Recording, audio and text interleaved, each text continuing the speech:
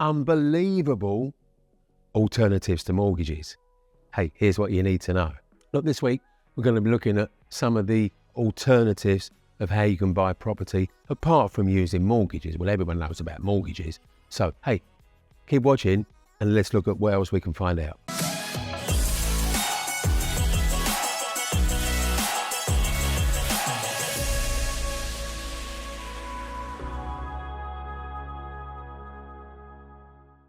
Now, you might have heard me say this before, but mortgage underwriting is an exercise in risk mitigation.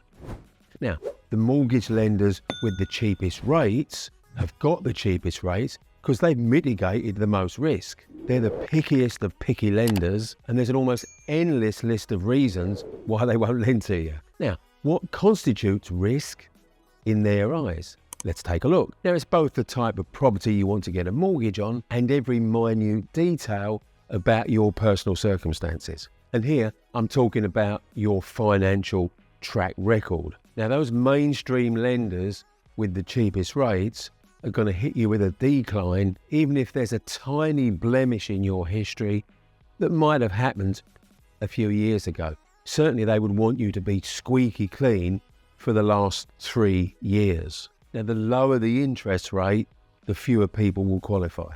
It's almost like you've got to be squeaky clean since you were born. Well, it's not quite that bad, but I think you're getting the drift. Now, for many, many people, this isn't realistic because they've had that smudge where they blotted their copybook in terms of their credit file at some point. Now, your credit file is a rolling 6-year history of your financial conduct. So at some point, any misdemeanors do roll off the end and they're not visible anymore. So that's personal problems, property problems. Now, for a serious investor, a property with a problem is manna from heaven. But from a mortgage lender's perspective, properties with even relatively minor problems, it's a no-go. The broad principle of mortgage lending for investment properties is it's got to be ready to rent day one, with a small tolerance for some minor refurb work that can typically be carried out in 2 to 4 weeks. Now, even if these problems are easy to fix, from a lender's point of view, it's still computer says no. Okay, it's good news time. Bridging lenders don't apply the same criteria as mortgage lenders do. They're much more relaxed about properties with problems. Now, don't get me wrong, bridging lenders are not stupid, and there's still some risk mitigation going on, but it's at a different level altogether. If you want to sum bridging lenders up in a single word, pragmatic. So they look at the possibilities as well as the problems. In other words, can you fix the problem? If you present a plausible explanation of how you're going to fix the problem, bridgers are interested in most cases. Now, they're more willing to cut you some slack if they can see the advantages. In other words, how you're going to fix the problem and the potential value you're going to add by fixing the problem. Now, another big difference is the length of the loan. Now, mortgage lenders lend for the long term, and that shapes their thinking. Bridgers, on the other hand, are lending for the short term, and that shapes their thinking too. Now, with mortgage lenders, they're looking years into the future and trying to work out whether you're going to be a good borrower who pays on time, every month. Now, bridgers, on the other hand, got a much more short-term view, typically 6 to 12 months. Now, there's a worst-case scenario to every situation, so let's touch on it. Repossession. Now, if the going gets sticky, bridging lenders are not alone in pressing the repossession button.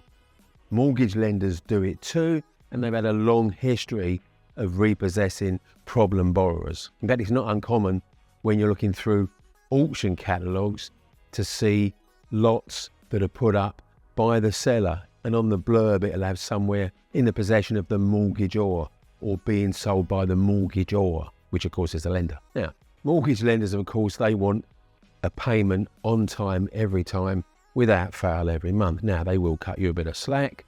Everyone goes through a bit of a blip. They'll try and work with you.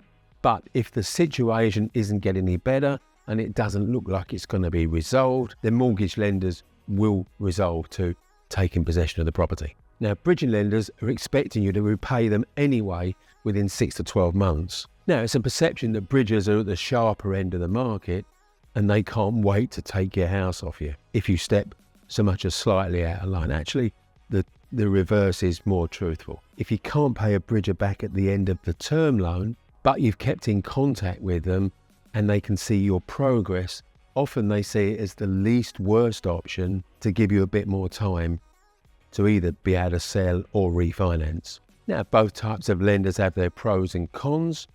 Mortgage lenders have the option of giving you a payment holiday, either full or partial. In other words, letting you off a few months making the mortgage payments or letting you make reduced mortgage payments to give the opportunity to work your way through whatever the issue is. Now, once you've got yourself back on track with a mortgage lender, then they've got different ways of dealing with those accrued arrears. It could put you into an overpayment situation where you pay an extra amount a month and you will catch up over a period of future months.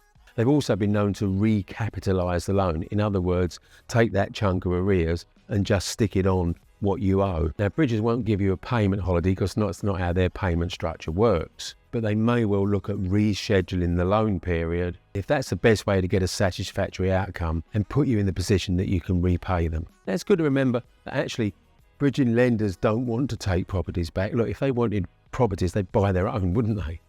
They don't need yours. So it's actually in a bridger's interest to find a workable solution to enable you to refinance or to sell the property and pay them back in full. Serial property purchasers often use bridging as a viable alternative, primarily for its flexibility. Mortgage lenders tend to be more blinkered and they really just want their monthly mortgage payment made on an ongoing basis.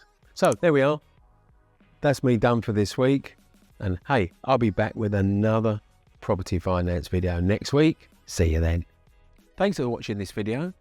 If you liked it, you're going to love my 100% pitch-free networking events. They run every 4 months, 5 hours of solid wall-to-wall networking at a weekend, and there's not a pitch to buy training in sight. You have my guarantee on that. Click the link around this video to see when the next 100% pitch-free networking is running. I'd love to see you there.